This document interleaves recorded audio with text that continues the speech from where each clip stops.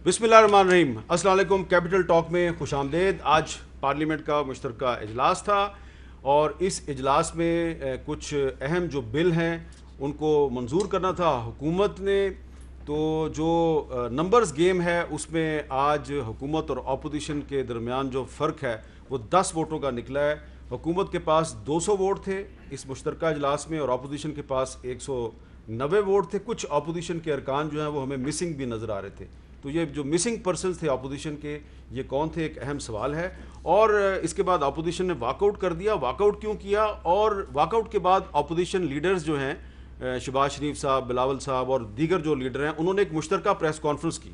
और एक सवाल ये है कि आजकल जो सानहा मोटरवे के बाद एक बहस चल रही है कि सरेआम फांसी दी जाए या ना दी जाए, तो इस पर मुस्लिम लीग नून और पीपल्स पार्टी के मौक़िफ़ में हमें कुछ फ़र्क नज़र आ रहा है। तो इस पर कल हमारे प्रोग्राम में ख्वाजा आसिफ साहब ने कहा है कि वो इस इशू पे हुकूमत के साथ मिलकर कानून साजी के लिए तैयार हैं।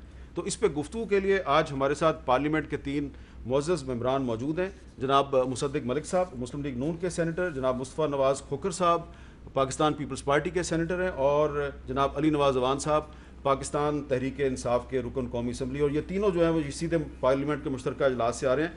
सबसे पहले अगर अली नवाज़ अवान साहब मैं इधर से शुरू कर दूँ। ओके मलिक साहब, 10 वोटों का फ़र्क निकला है और कम से कम मेरी इतला के मुताबिक 5-6 मेंबर जो हैं वो अपोजिशन के मिसिंग थे। तो इतना अहम इजलास था तो आज भी अपोजिशन के कुछ अहम लोग जो हैं वो मिसिंग थे, क्यों? देखिए, अभी काउंट होगा, पता चल जाएगा। अभी अटेंडेंस हो रही थी।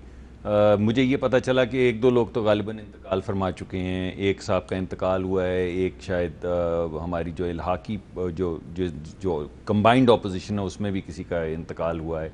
वो तफसीलात अभी आ रही थी। और 1-2 लोग जो हैं वो आउट ऑफ, एक साहब जो हैं वो आउट ऑफ कंट्री हैं और इस तरह मिल मिला के कोई कुछ वोट्स का फ़र्क है। लेकिन फ्रैंकली जिस तरह यहाँ पे सियासत चलती है, अगर आप सेनेट के चेयरमैन का वो जो चुनाव था उसको देखें तो आपको पता चलेगा कि हम तो बड़ी अच्छी परफॉर्मेंस दे रहे हैं। यानी 3-4 लोगों का किसी का इंतकाल कर जाना या मुल्क से बाहर होना, वो तो समझ आती है। जो बात समझ नहीं आती, अभी भी नहीं आती, वो है कि 64 लोग खड़े हो जाएं और 50 वोट या 51 वोट निकल आए, ये नहीं समझ आती। उसका क्या तरीका कार है? आप माशाल्लाह बड़े वो मुशाक। उसके लिए तो हुकूमत एक बड़ा अच्छा बिल ला रही है ना कि आइंदा से सेनेट में खुफिया वोटिंग ही बंद कर दे। हुकूमत ला रही है। जी देखते हैं जी। हुकूमत तो बहुत बिल ला रही है। आज सुबह बड़ा खुशगवार हमने वो देखे जो इजाफे हो रहे हैं कि एक बिल ऐसा पेश किया जा रहा है जिसमें कहा जा रहा है कि जो आपकी सर्वेलेंस, मेरी नहीं सिर्फ, यानी आपकी भी सर्वेलेंस करने के लिए हुकूमत जो है वो 180 दिन की इजाज़त ले सकती है जाके किसी से भी। और आपकी सर्वेलेंस का मतलब है आपके फ़ोन हैक हो सकते हैं, सर्वेलेंस का मतलब है आपके कंप्यूटर में ब्रेक इन किया जा सकता है। वो सारी चीज़ें जो चोरी के ज़रिए की जाती थी और आपके सहाफ़ी इल्ज़ाम लगाते थे कि हमारे कंप्यूटर उठा के ले गए और हमारे कंप्यूटर तोड़ दिए या हमारे साथ जो चीज़ें होती थी, अब बाकायदा अल्हम्दुलिल्लाह रब्बिल आलमीन अब उसको बाकायदा एक एयर कवर कानून का दिया जा रहा है और कहा जा रहा है कि ये फैटिफ की रिक्वायरमेंट है कि वो बिग ब्रदर 1984 की तरह हर एक की सर्वेलेंस की जाए। और ये आखिरी बात कर दूँ, अगर आपका ना दिल भरे 90 दिन या 180 दिन से तो कोई मसला नहीं, 180 दिन और बढ़ा लें। अच्छा, मुस्तफा नवाज खोखर साहब, ये मुसद्दिक मलिक साहब ने बताया कि कुछ अपोजिशन के मेंबर इंतकाल फरमा चुके हैं, कुछ पाकिस्तान से बाहर हैं। लेकिन देखें, कुछ ऐसे भी हैं जो पाकिस्तान में मौजूद हैं लेकिन वो नहीं आए। मैं नाम लूं या ना लूं? नहीं, आपकी मर्जी है। आसिफ जरदारी साहब, उनकी सेहत की वजह से वो नहीं आए। अच्छा, वो सेहत की वजह से नहीं आए। सेहत की वजह से नहीं आए। और ऐसे 1-2 मेंबरान और भी हैं जिस तरह डॉक्टर साहब ने जिक्र किया, जिनके सेहत के इश्यूज़ हैं, वो नहीं आ सके। लेकिन मैं ये समझता हूँ, मेरी नज़र में हामिद भाई, आज एक जो मिथ थी कि हुकूमत कोई बहुत बड़ी मेजॉरिटी के साथ बैठी है, वो एक दफ़ा दोबारा ये बात इस्टेब्लिश हुई है कि हुकूमत के पास इतनी बड़ी कोई मेजॉरिटी नहीं है हाउस के अंदर। सिर्फ 10 वोटों का वर्क, और अगर 5 मेंबरान आ जाते तो एक्चुअली 5 का फर्क, तो ये 5 का फर्क कोई इतना बड़ा फर्क नहीं है। और इस वक्त हुकूमत के जो अपने अंदर जो मेंबरान हैं, जो आपके टॉक शोज के ऊपर बैठकर कई दफ़ा गुफ्तगू कर चुके हैं, इनके अपने जो इत्तेहादी हैं, जो पंजाब के अंदर इनके इत्तेहादी हैं और इनके साथ नाराज़ हैं, अगर आप उनकी वोटों को निकाल दें तो अपोजिशन के तो ये 1-2 वोटें शायद इनकी कम है, इनकी ज़्यादा नहीं है। तो ये एक जो मिथ थी कि जी हुकूमत बड़ी कंफर्टेबली बैठी हुई है, आज ये बात री इन्फोर्स हो गई है कि हुकूमत के पास कंफर्टेबल मेजॉरिटी नहीं है हाउस के अंदर। जिस दिन अपोजिशन अगर आपस में मुशावरत के साथ मिलकर और इनके इत्तेहादी इनको छोड़े, दूसरे दिन हुकूमत गिर और जाती 2 है। लोग अगर कम बीमार हुए जिस दिन। अच्छा, अली नवाज अवान ये साहब, बात सही है। अली नवाज अवान साहब, क्या आपको लग रहा है कि आज जो रिजल्ट हमने देखा है 200 वर्सेस 190, तो बहुत थिन मेजॉरिटी है हुकूमत की? हमारे भी 5-6 मेंबर्स नहीं आए ये इस अच्छा, तरह आपके भी नहीं आए? जी नहीं आए। हमारी खातून मेंबर हैं, उनका वालिद आईसीयू में है, इस तरह के 5-6 मेंबर ये हैं। तो नंबर्स तो शुरू से यही हैं नंबर्स। तो मसला ये था, जो सवाल ये था कि आप लोग कब प्रूफ करेंगे, मतलब चाहे वो बजट हो, आप कहते हैं बजट नहीं पास होने देंगे और बजट डबल नंबर से पास हो जाता है। इसी तरह ये कहते हैं, जिस तरह आपने बड़ी बात की, हम बिल लेके आ रहे हैं, हम उम्मीद करेंगे, क्योंकि पिछली दफ़ा जो सेनेट के इलेक्शंस में हुआ था, हमने अपने 25 मेंबर्स एमपीए फारिग किए थे। इन्होंने कहा था हम बंदे बताएंगे, आज तक इन्होंने कोई बंदे नहीं बताए। देखिए, हाई मॉरल ग्राउंड लेना बहुत अच्छी बात होती है, पर हाई मॉरल ग्राउंड के पीछे आप कर क्या रहे हैं? कहते हैं वो कि अल्फाज सिर्फ काउंट नहीं करते, प्रैक्टिकल अमल काउंट करते हैं। तो ये इतना बड़ा, इसी तरह थे हमारे नंबर शुरू से इसी तरह है। हम तो अपने नंबर्स पे हमेशा से खड़े हुए हैं। असल तो इनका मसला है, आई डोंट नो इनके बंदे क्यों नहीं आते, इनकी लीडरशिप क्यों नहीं आती, इनका दोनों का जो आपस का मसला मसाइल है, जमात इस्लामी को हेड बना देते हैं, ये आपस में कंफ्यूज है। असल ये चीज़ है, क्या जो काम था लेजिस्लेशन वो हुआ? क्या हमें ये देखना है कि हम फैटिफ लिस्ट में चले जाते, ब्लैक लिस्ट में चले जाते, अब हम उस ब्लैक लिस्ट में जाएंगे कि नहीं जाएंगे? हम निकल आएंगे ग्रे लिस्ट से, इंशाल्लाह ताला हम व्हाइट लिस्ट के अंदर आ जाएंगे। एक बिल आज क्या सेनेट से, पीएमडीसी, एक बिल, एक हाई सेनेट कोर्ट से, बिल, ये सारी चीजें आज वो है ना। सेनेट से एक बिल रिजेक्ट हो गया है, वो भी दोबारा आना है वापस। सर बिल्कुल, देखिए ना, पहले क्या सबसे बड़ा हामिद भाई मसला आ रहा था, लेजिस्लेशन नहीं हो रही थी, हमें अमेंडमेंट्स ऑर्डिनेंस लाने पड़ रहे थे। आपको पता है कितना हम पे तनकीद हो रही थी। आज अल्हम्दुलिल्लाह बहुत सारे बिल आज पास हुए हैं। मतलब एक हमने कहा कि इस्लामाबाद हाई कोर्ट का 6 से 9 करने हैं, वो सेनेट ने रिजेक्ट कर दिया। हमने कहा पीएमडीसीएम क्वालिटी ऑफ डॉक्टर्स की बात कर रहे हैं, हमने पीएमसी बनाई, वो सेनेट ने उसको रिजेक्ट कर दिया। इसी तरह ये सर्विंग मैपिंग की बात कर रहे हैं, ये सारे लेजिस्लेशन हुई है। अब 90 डेज में या तो इस पर फैसला नहीं हुआ या सेनेट ने इस पर रिजेक्ट कर दिया। आप बिल्कुल तनकीद कर सकते हैं, फोरम मौजूद था, आप बिल्कुल करें, बट जो आपकी इंटरनल पॉलिटिक्स है, आप काम कर नहीं सकते, सिर्फ आके टीवी शो पे ऑपोजिशन करनी है, ओके गॉन, हम तो नहीं इस पे रोक सकते। मलिक साहब, ये जो सख्त सजाओं का मसला है, सरेआम फांसी का मामला है, इस पे हम देख रहे हैं मुस्लिम लीग नून और तहरीक इंसाफ एक पेज पे है और पीपल्स पार्टी जो है वो जरा परे परे है। तो ये आपको नहीं लगता कि आने वाले दिनों में आपकी एपीसी भी होने वाली है, तो ये अपोजिशन के अंदर एक गलत फहमी पैदा हो जाएगी? देखिए, मैं आपको अपनी ज़ाती राय दे सकता हूँ, पार्टी के अंदर तो मुशावरत होगी और फिर बात बाहर निकलेगी। मेरे ख्याल में हमें एक एविडेंस की बुनियाद के ऊपर ये फ़ैसला करना चाहिए कि अगर हम सरेआम, हमारे जो कानून है वो इज्तमाई ज़्यादती या किसी भी किस्म के जिनसी तशद्दुद या रेप की सज़ा मौत है, ऑलरेडी सज़ा मौत है, होती नहीं है, यानी 3% से ज़्यादा लोगों को सज़ा नहीं होती। और ये 3% किसके हैं? ये 3% उस 1000 लोगों के हैं, उस 1000 नहीं, मतलब है कि जो रिपोर्ट करते हैं वही प्रॉब्ली 1% है।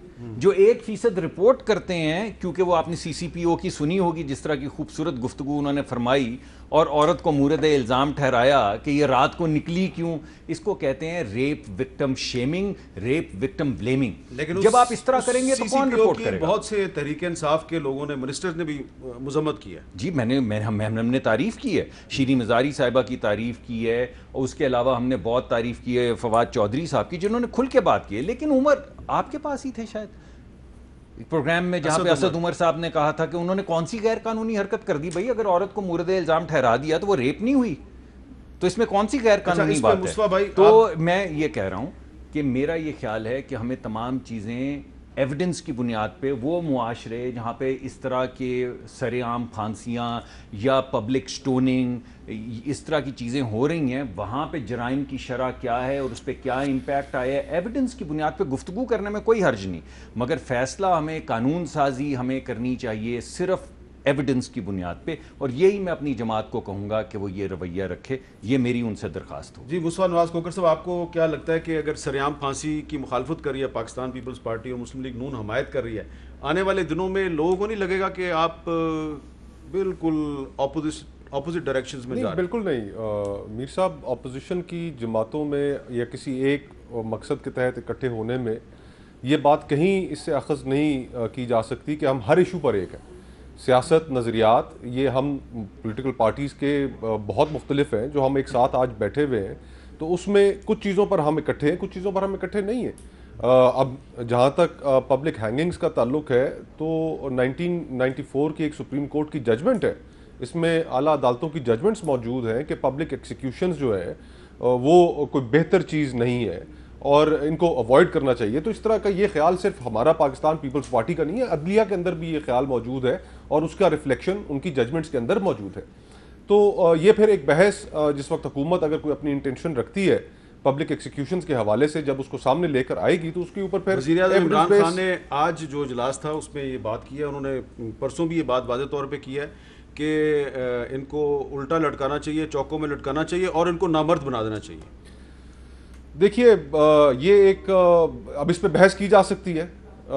असल मसला हमारे यहाँ कन्विक्शन का है। ठीक है, अगर आप लोगों को कन्विक्ट नहीं कर पा रहे हैं, कन्विक्शन रेट अगर 100 केसेस हो रहे हैं रेप के और उसमें से 5% से कम 3% तक अगर कन्विक्शन रेट है, तो आप जो मर्जी सजा रख लें, जब कन्विक्शन नहीं होनी तो आप असल मसले से फिर नजरें चुरा रहे हैं। और रिपोर्टिंग भी, और जैसा कि रिपोर्टिंग मैंने भी। कहा है कि 100 में से एक रिपोर्ट कर रहा है। ठीक है। बिकॉज मुआशरा जैसा है, पुलिस अफसरान जिस तरह के, कौन रिपोर्ट करेगा? कौन अपनी बेटी को या बच्चे को ले जाएगा रिपोर्ट? अच्छा, अली नवाज अवान साहब, कल ख्वाजा आसिफ साहब ने हमारे प्रोग्राम में कहा है कि ये जो इमरान खान साहब कह रहे हैं सरेआम फांसी दी जाए, नामर्द बना दिया जाए, तो उन्होंने इन दोनों मामलात में कहा है कि हम हुकूमत के साथ इस मसले पे मिलकर कानून साजी के लिए तैयार हैं। उन्होंने तो कह दिया है, क्या आप तैयार हैं? बिल्कुल, हम तो इसके ऊपर बिल लेके आ रहे हैं इंशाल्लाह ताला, और अगर वे तैयार हैं तो बैठ के मिल के नहीं, ऑपोजिशन का बिल पहले से मौजूद है। खील दास साहब जो है मुस्लिम लीग नून के, उनका कैस्ट्रेशन बिल का, सरेआम फांसी का। देखें ना, यही बात है इसमें। थोड़ा देखें इसमें, मैं शुरू करता हूँ मेरे बाद से।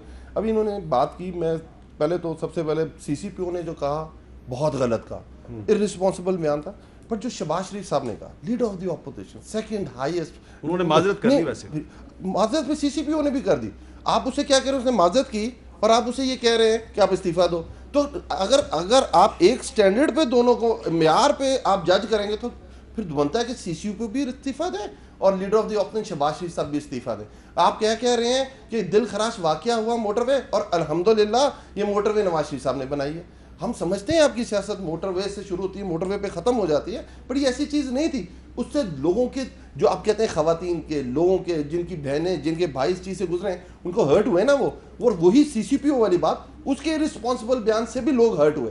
तो हम सेम चीज़ डिमांड करते हैं ना दोनों के लिए। ये तो नहीं होता क्योंकि हम लेजिस्लेटर हैं, क्योंकि हम लीडर ऑफ द ऑपोजिशन हैं, क्योंकि हम लेजिस्लेटर हैं, तो हमारे लिए वो चीज़ मयार नहीं है, दूसरे लिए ये मयार है। तो मैं तो कहता हूँ कि शहबाज शरीफ साहब भी इस्तीफा दें और सीसीपीओ साहब भी इस्तीफा दें, उससे आगे चलते। सिंपल सी बात है ना, मयार सेम होना चाहिए। मैं आमिर भाई, असद उमर साहब को रहने दें।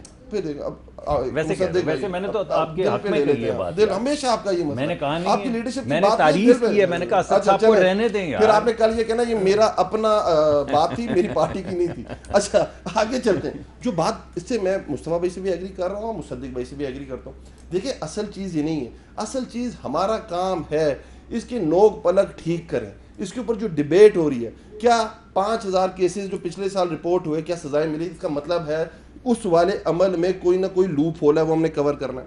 उसके बाद क्या ये डेटरेंस क्रिएट कर रहा है ये सजा के नहीं कर रही है, और क्या डाटा आ रहा है, उसके ऊपर हमने सारी बहस करनी चाहिए। और उसके ऊपर मेरा ख्याल है, क्योंकि ऐसी चीज़ है कि क्योंकि सारे पाकिस्तान से हैं, सारों के स्टेक्स पाकिस्तान में है, और जो मसला है वो सबका साझा है, तो इसके ऊपर एक डिबेट होनी चाहिए। हम इस चीज़ के हक में कि कैस्ट्रेशन होनी चाहिए।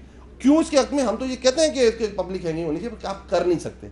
आप जीपीएस प्लस के अंदर है, आप ये कर नहीं सकते। तो आप कैस्ट्रेशन की तरफ जा सकते हैं, और बहुत सारे ममालिक के अंदर ये है। जीपीएस प्लस ये भी कहता है कि पाकिस्तान में मीडिया को पास फ्रीडम होनी चाहिए और चाइल्ड लेबर नहीं होनी चाहिए। ये बिल्कुल ठीक है, बात 3 चीजें हो गई।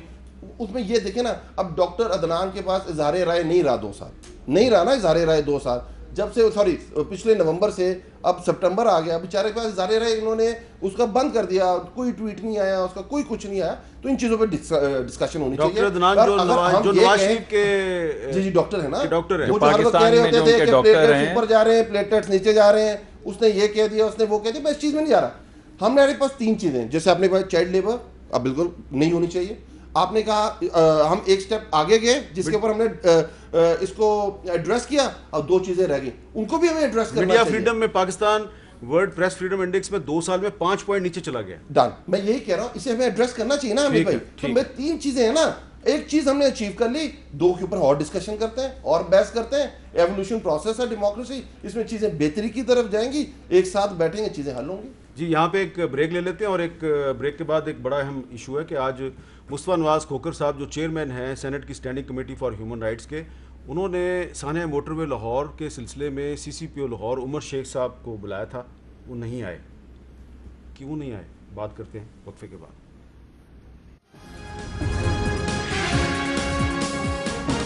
जी मुस्तफा नवाज खोखर साहब, आपने IG मोटरवे को बुलाया, वो आए? जी आए। आपने और किस किस को बुलाया? सेक्रेटरी कम्युनिकेशंस को बुलाया, वो आए? वो आए जी। CCPO को बुलाया था और हमने चेयरमैन NHA को बुलाया था, वो आए? वो भी आए। तो CCPO साहब आए? CCPO साहब गायब हो गए। वो क्यों नहीं आए? गालिबन इस वजह से नहीं आए कि आज जो हमारी एक तो हमने इसमें सब कमेटी बनाई है to inquire, investigate and fix responsibility कि 2:01 पर अगर कॉल आती है और जो रिस्पॉन्स है वो उसके 45 मिनट बाद आता है, तो ये बीच में एडमिनिस्ट्रेटिव फेलियर कहाँ पर हुआ। तो इसके ऊपर ख़वातीन पर मुश्तमिल, हमारी जो ख़वातीन मेंबरान हैं, सेनेटर्स हैं, उन पर मुश्तमिल 3 मेंबर कमेटी बनाई है जो इसको इन्वेस्टिगेट करेगी और जाए वकुआ का भी दौरा करेगी, लाहौर भी जाएगी और फैसला करेंगे कि किसका फेलियर था। जहाँ तक CCPO साहब का ताल्लुक है, तो मैं तो इस चीज़ पे हैरान हूँ कि इस वाक़े के ऊपर पूरी कौम में एक गम व गुस्सा भी है, रंज भी है, लोग परेशान हैं और इसके ऊपर उन्होंने अपनी रिस्पॉन्सिबिलिटी को इतना भी महसूस नहीं किया कि वो पब्लिक रिप्रेजेंटेटिव्स के सामने आकर वहाँ पर सेटिस्फाई करने की कोशिश करें, अपना वर्जन देने की कोशिश करें। आपकी कमेटी ने IGFC साउथ बलोचिस्तान को बुलाया था जी, जो तुर्बत का वाक़या है जी, वो उस पर आए थे। जी बिल्कुल। तो अगर एक IGFC एक सिटिंग मेजर जनरल आ सकता है तो एक SSP क्यों नहीं आ सकता? एग्जैक्टली।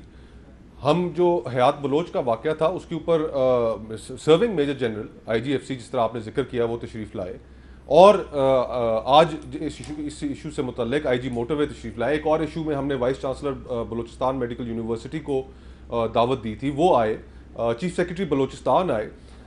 तो हम अब मजबूर हुए कि आज हम ये फैसला करें कि हम उनके वारंट्स निकालेंगे। आप निकाल सकते हैं वारंट? जी बिल्कुल, ये इख्तियार पार्लियामेंट की कमेटीज़ के पास मौजूद है। ह्यूमन राइट्स कमेटी में हमने आज तक इस इख्तियार को इस्तेमाल नहीं किया, इसलिए कि हमेशा हर शख्स जिसको भी हमने बुलाया वो वहाँ पर आए, क्योंकि हम मिलकर फैसले करने चाहते हैं। हम कोई एडवर्सरीज नहीं है, हम प्रॉब्लम्स को आइडेंटिफाई करना चाहते हैं, आइडेंटिफाई करके उन्हें एड्रेस करना चाहते हैं। मुल्क हमारा है, हमने मिलजुल कर इसमें बढ़ना है, आगे काम करना है। लेकिन ये इस तरह का रवैया के इतने ऐसे इशू के ऊपर कि जिसके ऊपर पूरी कौम रंजीदा है, उसके ऊपर आप ये जिम्मेदारी तक महसूस ना करें कि आप आएंगे, तो हम उनके समन्स इशू करेंगे और आगे जो इख्तियारात कमेटीज़ को हासिल है, एक सिविल कोर्ट के इख्तियारात हासिल है, ना सिर्फ हम समन भी इशू कर सकते हैं बल्कि कोड ऑफ सिविल प्रोसीजर के तहत हम उनसे ज़र ज़मानत भी तलब कर सकते हैं। अच्छा, मैं आपके पास आता हूँ, लेकिन इसका ज़रा आप जवाब देंगे कि अगर ये human rights committee CCPO Lahore के वारंट्स जारी करती है तो इस पर आप हमायत करेंगे, मुखालफत करेंगे? बिल्कुल जी, बुलाना, ये तो कोई इसमें दो राय आप नहीं है। हमायत करेंगे? बिल्कुल हमायत, और इनको पहली दफा में आना चाहिए था। ये तो कोई लॉजिक ही नहीं है कि आप आए ना, आपको बिल्कुल आना चाहिए। इसमें तो मैं अपना केस प्लीड करना है, आप सॉरी कर चुके हुए पहले, अगर आप ये इन्होंने बुलाया है, जो ये एविडेंस मांग रहे हैं आप दें, और उसके बाद अगर वो सेटिस्फाइड नहीं वो बता देंगे, सेटिस्फाइड होंगे वो बता देंगे। इसमें तो कोई दो चीज़ नहीं है। एज इन देखें, ये मतलब इसके अंदर मेरी वो चीज़ नहीं है कि मेरे पास कोई ये चीज़ है कि मैं आऊँ या ना आऊँ, मैंने आना है। ठीक है, अब एक सवाल पैदा हो गया। मैं पाबंद हूँ। नहीं, वो मुझे पता है आपने क्या कहना है। देखिए, मुस्तफा बड़े मुझे बात कर लेने दें। एक बात, मुस्तफा बड़े जबरदस्त आदमी है। जिस तरह ये CCPO को बुला रहे हैं, प्लीज शहबाज शरीफ को भी बुलाएं। शहबाज शरीफ को जी देखें, फिर वही बात हो गई। मैंने फिर बताया कि उन्होंने क्या किया। CCPO ने एक बयान दिया जिससे क्या हुआ, लोगों के एहसास, जो उनका दुख था वो मल्टीप्लाई हो गया। शहबाज शरीफ साहब ने एक, अगर मान जाए, असेंबली में दिया है बयान, जो उन्होंने दिया, बयान क्या था कि एक दिल खराश वाकया हुआ है, मुझे बड़ा अफसोस है, उस पर इन्वेस्टिगेशन होनी चाहिए। जो मोटरवे नवाज शरीफ ने बनाई, देखिए इससे भी मेरा बहुत हर्ट हुआ। तो मैं मुस्तफा से ये एक्सपेक्ट करूंगा कि ये बायस नहीं होंगे और ये शहबाज शरीफ को भी। अच्छा मलिक साहब, आप इसका जवाब दें। ये माजरत तो कर ली है शहबाज शरीफ साहब ने, लेकिन अली नवाज अवान साहब का और उनके बहुत से जो हम नवा हैं, उनका दिल दुखा है। उनको वो कह रहे हैं ये बुलाएं मुस्तफ़ा साहब उनको। जी ज़रूर बुलाएं, मुस्तफ़ा साहब का हक है, जिसको चाहेंगे बुलाएंगे। लेकिन जो अहम चीज़ है वो ये है कि जो बात कर रहे हैं ना, यही है मिसोजिनी। ये जो पैरेलल ड्रॉ कर रहे हैं ना, यही है औरतों की तरफ नफ़रत अंगेज़ रवैया। यानी पैरेलल क्या ड्रॉ कर रहे हैं कि एक शख्स, एक औरत जिसको रेप किया गया, उसके बच्चे 3 सामने खड़े करके उनकी मौजूदगी में रेप किया, 2 लोगों ने रेप किया ये, और सीसीओ कहता है कि किसने इसको कहा था रात को 12 बजे निकले, किसने इसको कहा था जीटी रोड पे ना चढ़े, किसने इसको कहा था कि गाड़ी में पेट्रोल ना डलवाए। उसको पैरेलल ड्रॉ कर रहे हैं और ये कहा कि ये समझती है कि यहाँ पे रिट ऑफ द स्टेट है, इधर तो मैं सीसीपी हूँ, यहाँ पे कहाँ से कानून की गिरफ्त में कोई आता है। और उसको पैरेलल ड्रॉ कर रहे हैं कि शहबाज शरीफ ने कहा कि ये, इस हवाले से कहा कि ये हमने बनाई थी मोटरवे, इन्होंने अभी तक उस पर पुलिस भी नहीं लगाई। लेकिन चलें, अगर उनके ये कहने से, सुन लीजिए, अगर उनके कहने से कि हमने बनाई है ये मोटरवे, इनका दिल दुखा है, उन्होंने माफ़ी मांगी, और अगर ये चाहें तो ह्यूमन राइट्स में बुलाएं उनको। लेकिन इनका इलेक्टेड मेंबर का ये कहना कि मिसोजिनस जो गुफ्तगू है उसका इससे पैरेलल ड्रॉ किया जाए, इससे क्या औरतों का वकार बढ़ रहा है। यानी ये इतनी अहम बात है इनके जहन में ये पैरेलल, कि ये कह रहे हैं कि एक औरत जिसको ज़नाबिल जबर उसके बच्चों के सामने किया गया है, उसका पैरेलल किसी ने कहा मोटरवे यहाँ पे बनी है, उससे पैरेलल ये ड्रॉ कर रहे हैं। यही असद उमर साहब ने रवैया दिखाया था जब उन्होंने कहा क्या इसमें इलीगल है, कह दिया तो क्या हुआ। अच्छा, बिल्कुल ठीक बात, छोटा रिस्पॉन्स मैं छोड़ा। मुसद्दिक भाई इसको कवर अप करना चाह रहे हैं। मसला क्या, मैं तो नहीं कर रहा रहा, मैं तो कह रहा हूं कहना क्यों चाह रहा हूँ। मुस्लिम लीग की हिस्ट्री क्या है? मुस्लिम लीग की हिस्ट्री ये है कि बेनज़ीर की तस्वीरें फेंकती है, मैं नहीं बोलता कैसी फेंकती है। नुसरत भुट्टो के बारे में क्या कहती है, जमाइमा के बारे में क्या कहती है, जब आईजीआई का हिस्सा थी, जब आईजीआई का हिस्सा थी। अच्छा जी, आगे आ जाते हैं, जमाइमा के बारे में क्या कहती हैं, आयशा अहद के बारे में क्या कहती हैं, ओहद के बारे में, मुराद सईद की बहनों के बारे में क्या कहती हैं, floor of the house Khawaja Asif Shireen Mazari को किस नाम से पुकारते हैं। देखिए, इनको मेरा ये है कि अगर ये बुलाएंगे तो पूछेंगे इनको कहीं रोकना है। इनके सामने औरत की कोई, आपने शहबाज शरीफ को देखा स्पीकर साहब को कहते क्या है, आपने कहीं और आंखें मिलानी है तो मिलाने में बाद में बात कर लेता हूँ। इतनी सीरियस बात हो रही है, आप इस तरह की बातें कर रहे हैं फ्लोर ऑफ द हाउस। उसके अंदर आप जो मुसद्दिक भाई बात करते हैं, ठट्ठे लगा रहे हैं आप, जो आप उनका मजाक उड़ा रहे हैं। हम चाहते हैं कि ये आज पता चले मुस्लिम लीग नून को भी कि औरत का सब हमारे लिए काबिल इज्जत है, चाहे वो आपकी बहन है, चाहे मेरी बहन है, चाहे आपकी बीवी है, चाहे मेरी बीवी है, चाहे आपकी माँ है, मेरी बहन। सर, और एक ऐसा बात औरत, करना चाहूंगा, हामिद भाई जल्दी से बात कर ले, ऐसा औरत हमने उसकी हमने इज्जत जाना है। जी देखिए, बात यह है कि औरत सिर्फ माँ बहन नहीं है, औरत जो है वो खुद एक इज्जतदार है। बिल्कुल ठीक बात। और ये कहना कि मेरी बहन तेरी बहन, एक औरत एक फर्द है इस मुआशरे के अंदर। मजारी के मौक़िफ़ की तायद, मैं बिल्कुल शीरी मजारी साहिबा का मोतरफ भी हूँ इस मामले में, और उनकी तारीफ भी करता हूं। चले, आप सब ने उनके मौक़िफ़ की तायद की, शहबाज शरीफ को बुला रहे हैं। तो एक मैं ब्रेक लेता हूं जी, और ब्रेक के बाद एक बिल्कुल मुख्तलिफ इशू पर बात करनी है। पाकिस्तान में जो बरतानिया के हाई कमिश्नर हैं डॉक्टर क्रिश्चियन टर्नर, उनके साथ गुलाबी उर्दू में बात करेंगे, जो गोरे बोलते हैं, और उनके पास पाकिस्तान के हवाले से बहुत अच्छी खबरें हैं। तो कुछ अच्छी खबरें भी आपके साथ शेयर करते हैं। ब्रेक के बाद दोबारा मिलते हैं।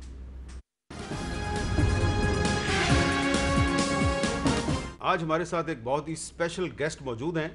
कुछ अर्सा पहले भी आपने इस स्पेशल गेस्ट को हमारे शो में देखा था, तो मैं तारुफ कराऊंगा अपने स्पेशल गेस्ट का, doctor Christian Turner, high commissioner of UK in Pakistan. Dr. Christian Turner, welcome to our show. And last time when you came to our show, you spoke some words in Urdu language, and it was very nice. And at that time you said Inshallah. Why you said Inshallah? I would like to show you. You taste Karachi biryani? Of course. Of course. Of course. How was the taste? बहुत मज़ेदार है. बहुत मज़ेदार है. So आप बहुत अच्छी उर्दू बोलते हैं. And my Urdu, I told you. So, ahista, I will get better So if you teach me. Next time, when you will come in my show, so our whole interview will be conducted in Urdu language, I'm sure. Inshallah. But Inshallah. That makes me a bit nervous. Inshallah. So that was Inshallah. But it was January 2020. So it's up to you. I will not force you to speak in Urdu. But थोड़ा थोड़ा अस्सलाम वालेकुम। वालेकुम सलाम। मैंने उर्दू बहुत ख़राब है, लेकिन मैं थोड़ा उर्दू जानता हूँ। ये बहुत अच्छा उर्दू बोल रहे हैं आप। Jantun, Tore, Tore. Yeah, this is called Gora Urdu. Gora Urdu. Well, everyone knows I just speak terrible Gora Urdu. You are very kind to tolerate me. My other favorite phrase we've used a lot in the last 6 months is about how, as the UK and Pakistan, we've been together. It's been a tough period, let's be honest. Since I was with you, people haven't been out in the shows, we've been wearing our masks, families have been together. So I say, dost ki mushkil waqt mein saath dete hain. Friends are together in difficult times. Yeah. Now the rest is in English. Yes. Another 6 months, inshallah, we'll do some more. Okay, okay. So tell us about the resumption of the British Airways flights to Pakistan. Yeah, this is really good news because you know how hard the global industry has been hit. Airlines everywhere have been grounded, big problems. The industry, people traveling less, and the fact that British Airways has not only returned to Islamabad on a heightened schedule, now moving to daily flights from Islamabad. We have now this week announced that they'll be flying to Lahore as well, 4 times a week. This is fantastic 4 times a week. news. Yes, really good. And that's just a sign of the confidence in Pakistan.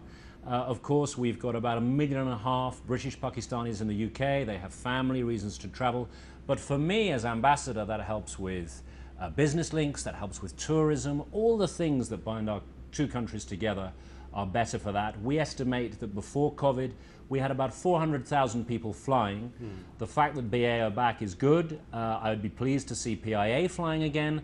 And of course, we have another airline, British airline Virgin, who will, we hope, start flying at the end of this year to Islamabad and Lahore as well. So it's a second big story. Indeed, you will have me back for Virgin. This is big news. It's a real sign of the growing depth between our 2 countries. So I appreciate you always come to our show with some very good, positive stories. Good news. Good news. So you are a man of good news. अखबार खबरें अच्छे हैं. हाँ, खबरें अच्छी हैं. आपके पास अच्छी खबरें हैं. So what about the trade between Pakistan and UK? Yeah, so the UK is Pakistan's 3rd largest trading partner, and that's held very solid. But I still think there is huge potential here. And the other big announcement we've made this week is that our export credit agency, these are the people who from government help you if you're doing business between the 2 countries, we have seen a tripling of their credit facility for Pakistan. That means a figure now of £1.5 billion worth of cheap capital. The rates are very favourable to any company that wants to do business with the UK, and it only has to be a small part of their business with a link back to the UK. It's not very restrictive.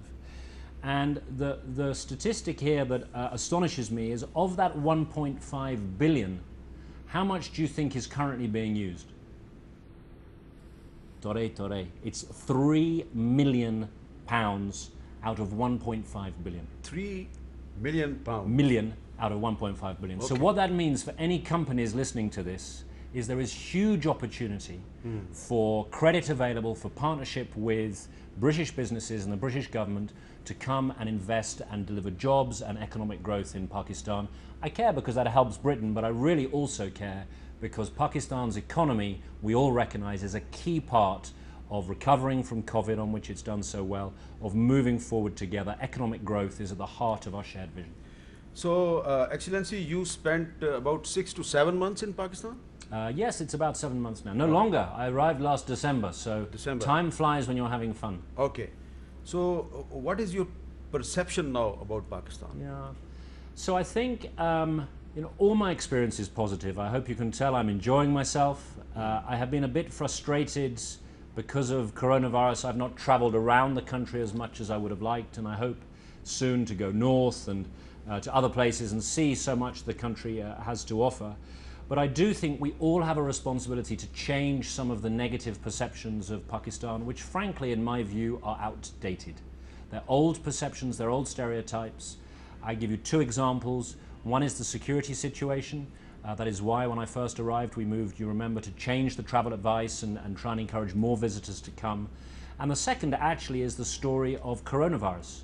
I think it is true, and it's been recognized by the World Health Organization, that other countries, including the UK, have much to learn from Pakistan for the way it has responded. I think it has been a good news story for the country, the coordination, the lockdowns, the balancing of lives and livelihoods. I don't think we can be complacent. We're not out of the woods yet, and there are some reasons we may not yet understand, but I think it's been a positive path. Let me try one more phrase for you. Pakistan na chaka lagaka is bamari ka haradia. You've knocked it for 6. Pakistan ने छक्का लगाकर Knocked it for 6, have I got that right? Yeah. Chaka lagaka. huge sixer. Huge sixer. Oh. So I hope that continues. Kids going back to school, it's a difficult path ahead. But many people might have a perception, oh, it's been bad in Pakistan, and actually, I think it's a good news story. Did you visit National Command and Operations Center? I did visit the center. So, would you like to tell that what was happening there and what was they doing to control coronavirus? So you're speaking to a bureaucrat. Any issue in government to get change, to deliver things, needs coordination. Yeah. It's no good if it's just the Prime Minister's office or the Foreign Ministry or the defense people. Everyone must come together. And that design of that National Coordination Center early on allowed coordination across the federal government, but also from federal to provincial, and I think was a very important part of Pakistan's ability to respond in a very specific way to localized challenges. So you think that the NCOC played an important part to control coronavirus? I do. I think it was an important part of the response, and as we go forward, who knows what the autumn will bring. As I said, we cannot be complacent. In the UK, we say hands, face, and space. Okay. Wash your hands, keep your distance, cover your face mask if necessary. I think we all still need to be doing How that. many times do you wash your hands every day? Every time I have touched something, every time I've been somewhere, I wash my hands. And in the end, please tell us about the cricket ties between UK and Pakistan in future. Well, I hope you enjoyed the cricket tour Yes. this summer. I Yes. have to say, the Times newspaper. So the this time, your team performed very well, but Well, we had a bit of help from the British weather. You Yeah. know how we love to talk about the weather. So we had a bit of rain, and we had this problem with the light and a big debate about whether you use a white ball or pink ball, and is this allowed. But fundamentally, it was a great series. What I liked about the Pakistan team is you saw some of the young players, Yeah. some of the old veterans coming together for some fantastic sessions. And the behavior off the field of your players, they were true ambassadors for Pakistan. And the Times of London, the newspaper, called them sporting heroes for the way they represented the country abroad. is there any chance of the UK cricket team visiting Pakistan? Mujhe ummeed hai. मुझे उम्मीद I है really hope that we can see this happen. You know, I've said it before. Of course, the international cricket schedule is now more complicated. We have tours being cancelled everywhere. But I am working very hard to hope that we see an England cricket tour in Pakistan coming soon. We hope to have news of that for you I hope soon. that when the British cricket team will visit Pakistan, we will invite you to our show, and we will have the whole conversation in Urdu. That would be my pleasure. You're making me nervous again. No. Thank you very much. बहुत शुक्रिया. Thank you very much. Thank you. ये थे doctor Chris, आप उनकी गुफ्तगू हमारे साथ सुन रहे थे. इजाज़त दीजिए. अल्लाह हाफिज़.